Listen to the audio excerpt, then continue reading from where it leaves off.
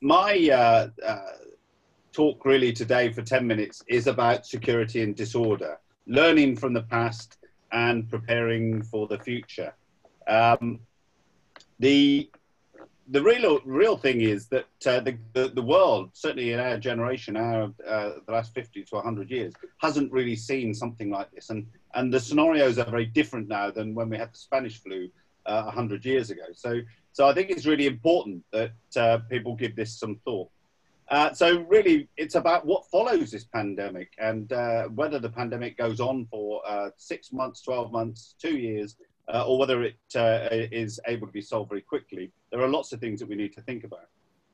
Certainly, we see in Europe, and I think probably across the world, an increased dissatisfaction with government and how government is handling these matters. Whether you think your government is doing particularly well or particularly badly, there are always winners and losers in these types of situations.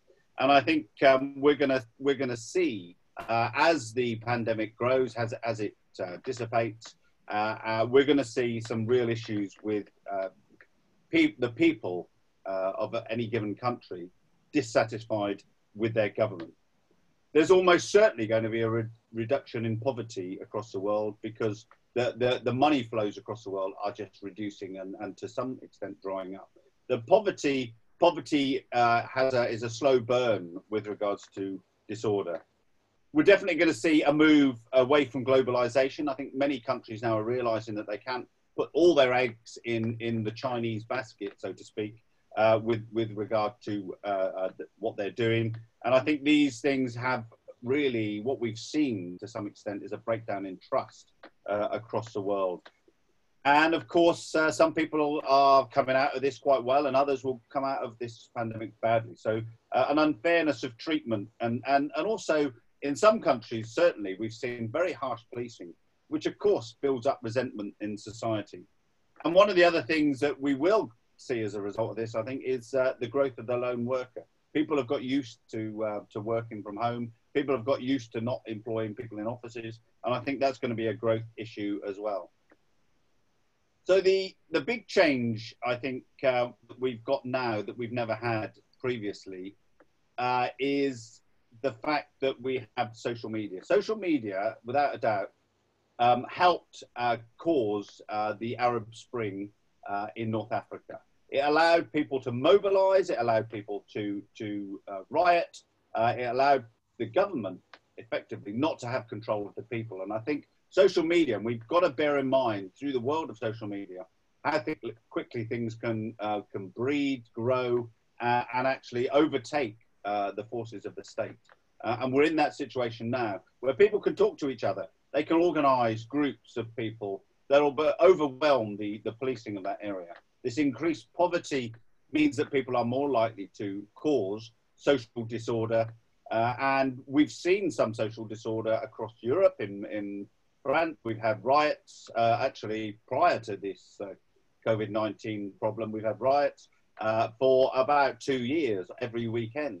And this social disorder is something that will, I believe, manifest itself as a result or after this pandemic has started to ease. And of course, social disorder very quickly turns into riots. And we've seen queues for food, etc., in Italy that have turned quite nasty. And this is only going to grow. And I think some governments will use this situation for their own ends as well. And of course, that brings into play international disputes between countries that have always harbored grudges against each other.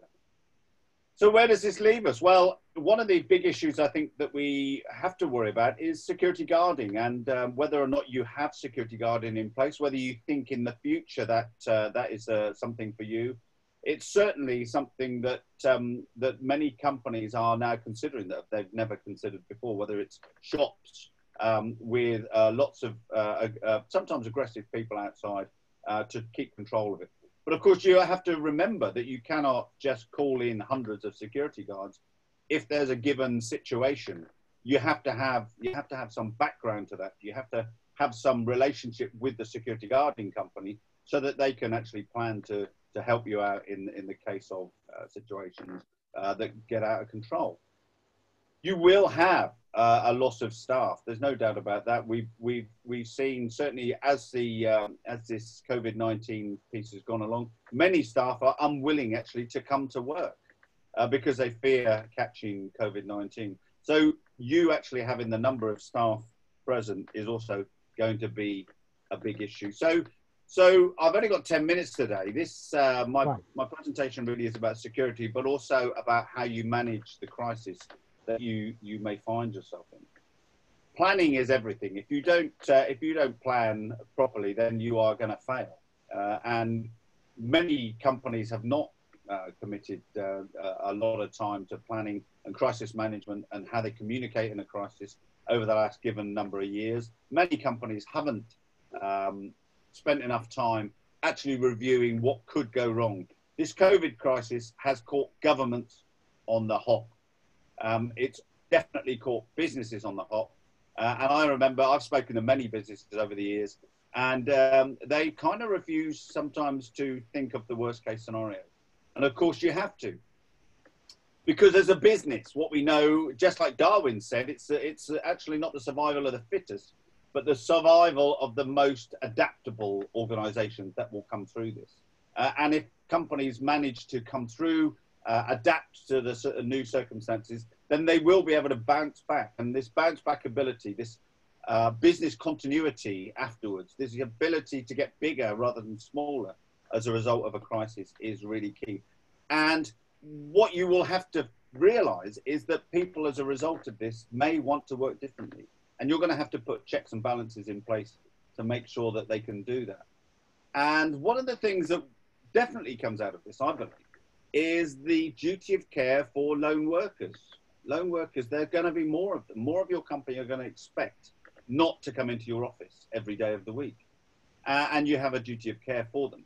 And of course, that goes along with the security and safety. Many people think about health and safety. Actually, health, safety, and security are keys to this. Now, if your country does have a further crisis, the best place for you to be is to manage that crisis. To manage that crisis, the best thing you can do is to plan for that crisis. And I thoroughly think that you should be thinking through now other scenarios of what could happen in your area so that you can respond to that and that your business manages to adapt to whatever you see before you. Okay, I think that's about my 10 minutes. Yes, it is, Chris. But I just have one question, security related. What is happening over there in terms of the biggest disorder that we're seeing right there? Putting toilet paper aside, what's the biggest disorder and what are people doing to tackle that?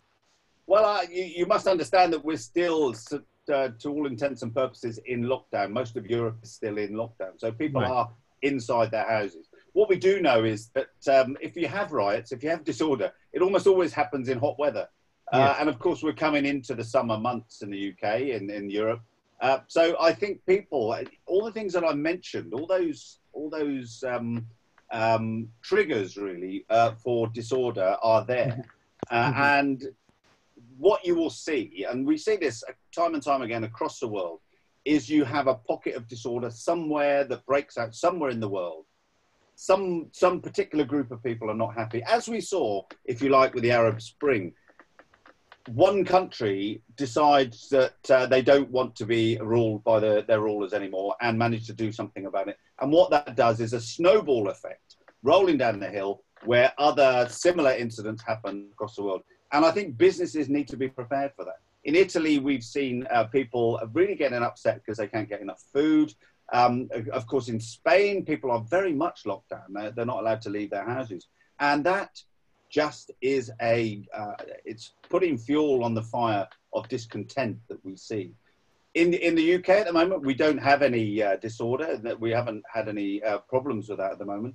But we are coming into the situation where people are now being released slowly back out onto the streets. And I think that's when we are most likely to see problems. And of course, we have seen them. You know, if you think of what's been happening in Hong Kong over the last 2 years, that you see what's been happening in Paris, over the last 2 years. People are now much more able to riot, to cause disorder very quickly. And however strong your police force is, it's very, very difficult to control that. And businesses need to have plans in place to be able to manage their own crisis around disorder and social disorder.